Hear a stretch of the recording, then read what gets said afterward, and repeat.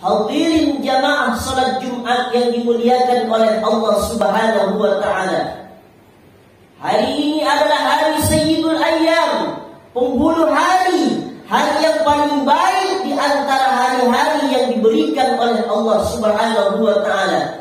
Maka sudah sepantasnya, sudah seharusnya untuk meningkatkan kualitas iman dan takwa kita kepada Allah Subhanahu wa taala dengan senantiasa mendengarkan wasiat-wasiat takwa, wasiat-wasiat keimanan yang akan khatib sampaikan di siang Jumat yang dimuliakan oleh Allah Subhanahu wa taala ini.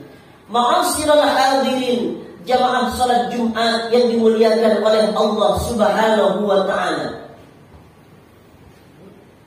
Hari kiamat merupakan kepastian dalam kehidupan, benar adanya, hak, tidak bohong, tidak batil, tapi benar disebutkan oleh Allah Subhanahu wa taala. Maka kita mesti percaya kepada rukun iman yang kelima, yaitu percaya kepada hari kiamat. Idzas samaa'u fatarat, langit terbelah, wa idzal kawakibun tasarat, planet-planet bertabrakan, bintang gemintang hancur, wa idzal biharu fujirat, lautan tumpah ke darat, lautan diledakkan, diletupkan, manusia-manusia berterbangan seperti kapas-kapas, seperti lawan-lawan yang tak bermakna di hadapan Allah Subhanahu wa taala. Saat itu wanita-wanita yang mengandung, yang hamil, keguguran seketika saking dahsyatnya hari kiamat itu. Maka yang kekal abadi hanyalah Allah Subhanahu wa taala. Kullu man 'alaiha fan. Setiap yang ada di alam semesta, yang ada di muka bumi Allah Subhanahu wa taala, fana, hancur, musnah, binasa. Wa yabqa wajhu rabbika dzil jalali wal ikram. Hanyalah Allah yang kekal abadi, hanyalah Allah pencipta alam semesta ini yang akan abadi selama-lamanya. Makhluk yang terakhir dibunuh oleh Allah adalah iblis bersama malaikat maut.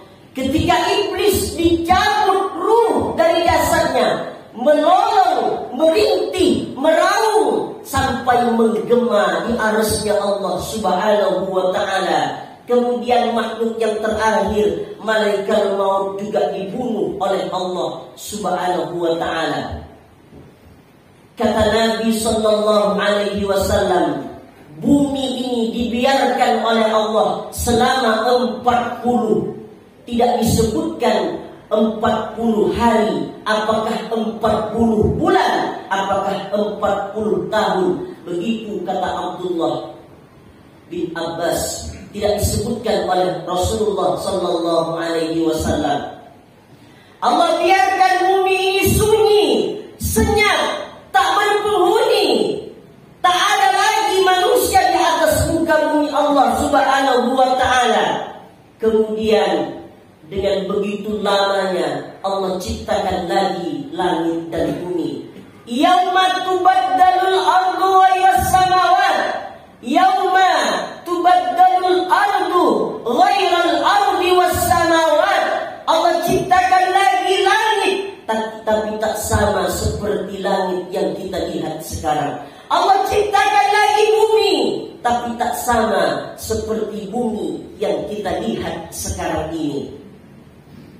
Itulah yang disebut dengan Ardul Mahsyar, padang mahsyar. Luas, terbentang, tak ada cekungan, lurus, panjang, sementara manusia tertanam di dalam perut bumi itu.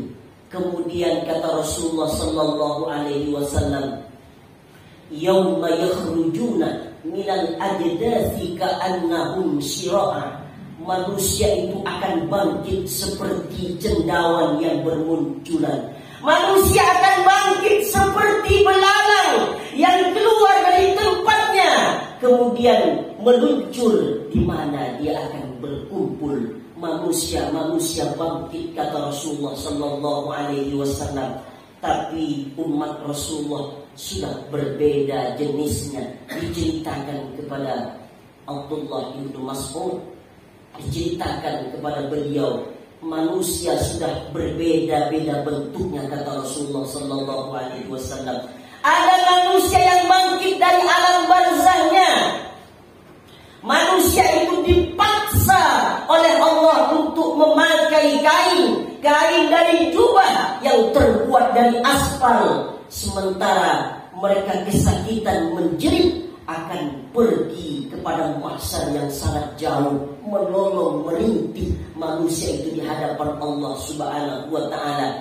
Ada manusia yang bangkit, kata Rasulullah, dari alam barzahnya, lidahnya menjulur panjang sampai ke lututnya, sementara dari mulutnya, dari air ludahnya berbau busuk yang tidak disukai orang-orang pada mahsyar.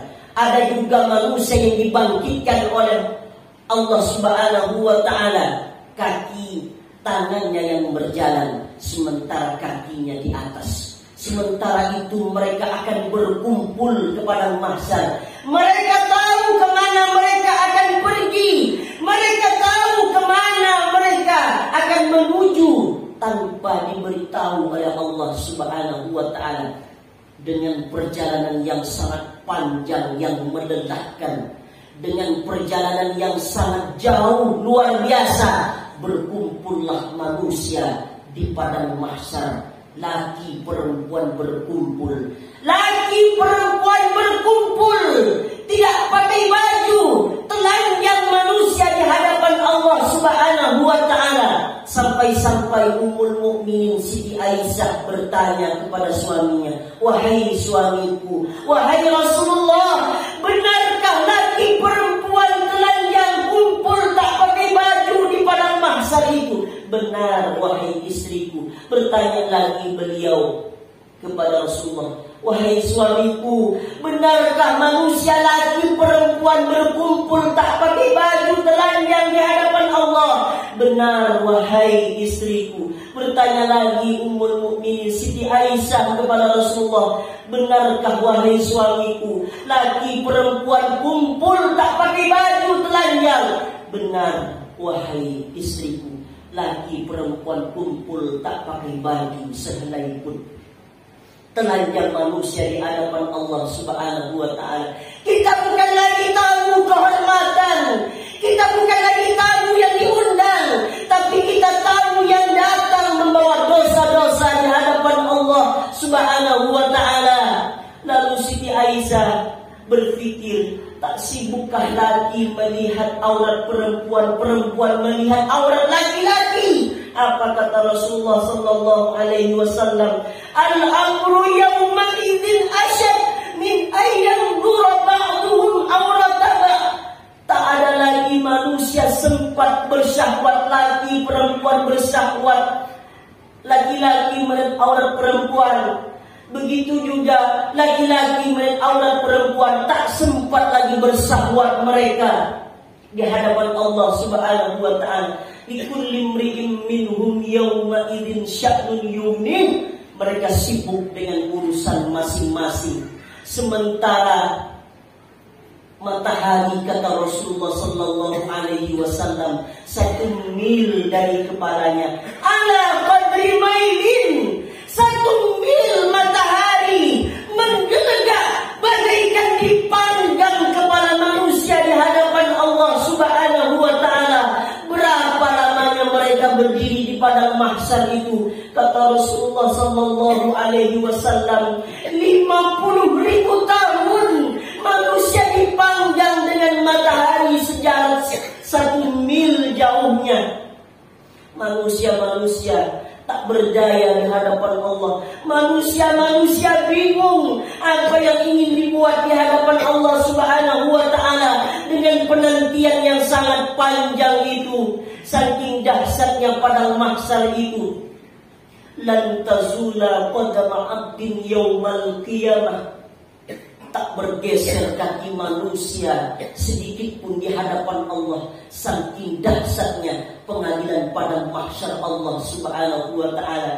Dengan penantian yang lama, berdiri yang cukup panjang, manusia laki perempuan kumpul di hadapan Allah itu tak sanggup lagi berdiri yang lama di padang mahsyar. Kemudian mereka berkeinginan untuk pergi ke datuk moyang mereka, Nabi Adam. Pergilah orang-orang berbondong-bondong kepada Nabi Adam. Wahai Nabi Adam, wahai datuk moyang kami, tolonglah kami. Mintalah kepada Allah, berdoalah kepada Allah untuk dimulai acara-acara padang mahsyar, acara-acara akhirat ini. Kami tak sanggup lagi berdiri lama, wahai Nabi Adam. Maaf, aku tak bisa memberi pertolongan kepada kalian. Nafsi-nafsi, dulu aku pernah dilarang oleh Allah untuk makan, tidak makan buah huldi. Bukan aku dekati buah huldi itu, tapi aku makan bersama istriku. Aku malu kepada Allah. Hari ini aku tidak tahu aku akan selamat ataupun tidak, kata Nabi Adam. Nabi Adam saja khawatir, Pak, dengan dirinya. Dia khawatir di hadapan Allah Subhanahu wa ta'ala. Demi Allah, manusia saat itu tak lagi ingat bahwa dia dulu pernah haji. Demi Allah, manusia tak lagi ingat bahwa dulu dia pernah menghatamkan Al-Quran. Manusia tak ingat lagi bahwa dulu dia pernah sholat Jumat berjamaah. Yang dia ingat adalah dosa-dosanya di hadapan Allah Subhanahu wa ta'ala. Pergilah engkau kepada Nabi Ibrahim, kata Nabi Adam alaihi salam. Pergi orang berbondong-bondong dengan pencarian yang sangat lama, menyebar di padang mahsyar itu. Ketemu dengan Nabi Ibrahim. Wahai Nabi Ibrahim Khalilullah, wahai Nabi Ibrahim kekasih Allah, mintalah permohonan doa kepada Allah untuk cepat-cepat dimulai acara padang mahsyar ini. Maaf, kata Nabi Ibrahim, saya tak punya wewenang. Aku pun tak tahu hari ini selamat ataupun tidak. Dulu aku di dunia pernah berbohong 3 kali. Nabi Ibrahim risau, merasa Nabi Ibrahim tak layak untuk berdoa karena pernah berbohong selama 3 kali selama hidupnya. Padahal kata Rasulullah, bohongnya Nabi Ibrahim itu hak, bohongnya Nabi Ibrahim itu benar. Tapi Nabi Ibrahim menyulitkan dirinya di hadapan Allah. Bagaimana manusia yang sudah nyata berbohong di atas kebatilan, masih ketawa kesana kemari di hadapan Allah Subhanahu wa ta'ala. Pergilah engkau kepada Nabi Musa, kata Nabi Ibrahim. Pergi manusia berbondong-bondong untuk menjumpai Nabi Musa. Pergilah engkau kepada Nabi Musa. Dia adalah kalimullah. Dialah orang yang pernah bercakap-cakap, berbincang-bincang dengan Allah. Pergilah orang itu berbondong-bondong kepada Nabi Musa. Wahai Nabi Musa, tolonglah kami, wahai Nabi Musa. Kami sudah tidak sanggup lagi berdiri lama, wahai Nabi Musa. Mintalah kepada Allah untuk dimulai acara akhirat ini. Maaf, kata Nabi Musa, aku tak bisa berdoa kepada Allah. Aku malu kepada Allah. Dulu aku di dunia pernah membunuh orang. Aku pun tak tahu hari ini selamat ataupun tidak. Pergilah engkau kepada Nabi Isa. Nabi Isa itu adalah Ruhullah. Dia adalah orang yang tak punya dosa. Dia adalah orang yang tak punya salah. Pergilah engkau kepada Nabi Isa. Pergilah orang-orang itu berbondong-bondong kepada Nabi Isa alaihi salam. Jawab yang sama, nafsi, nafsi, sendiri-sendiri. Aku tak bisa menolong kalian. Pergilah engkau kepada Sayyidul Anbiya wal Mursalin. Pergilah engkau kepada Habibullah Nabi Muhammad sallallahu alaihi wasallam. Dicarinya oleh orang berbondong-bondong itu Rasulullah sallallahu alaihi wasallam dengan perjalanan yang sangat panjang, dengan perjalanan yang sangat jauh. Ketemu dengan Rasulullah. Wahai Rasulullah, mintalah kepada Allah untuk dimulai acara-acara akhirat ini. Apa jawab Rasulullah sallallahu alaihi wasallam? Sayalah orangnya yang punya wewenang hari ini untuk menolong kalian. Kemudian Rasulullah dengan sujud yang lama, dengan sujud yang dalam di hadapan Allah Subhanahu wa taala. Kemudian Allah berfirman, "Irfa' ra'sak." Angkatlah kepalamu wahai kekasihku. Angkatlah kepalamu wahai kekasihku. Mintalah kepadaku apa yang akan kau minta ya Allah. Kasihan hambamu, kasihan umatmu ya Allah. Mereka sudah tidak sanggup lagi berdiri lama di padang mahsyar ya Allah. Dengan berkat doa Nabi Muhammad sallallahu alaihi wasallam dikabulkan doa itu oleh Allah Subhanahu wa taala. Inilah ujian berat yang akan kita hadapi di padang mahsyar itu nanti. Amal kita masih sedikit, salat kita masih jarang di masjid, kita masih jarang baca Quran, kita masih sulit mengeluarkan uang dari dompet untuk bersedekah. Sementara kita mau ringan nanti hisab di hadapan Allah Subhanahu wa taala.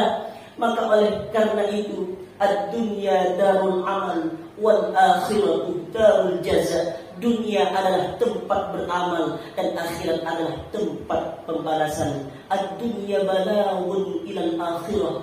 Dunia adalah jembatan menuju akhiratnya Allah Subhanahu wa taala. Barakallahu li wa lakum fil Qur'anil azim. Wa nafa'ani wa iyyakum bima fihi minal ayati wal dhikril hakim. Wa taqabbala minni wa minkum tilawatahu innahu huwal ghafurur rahim.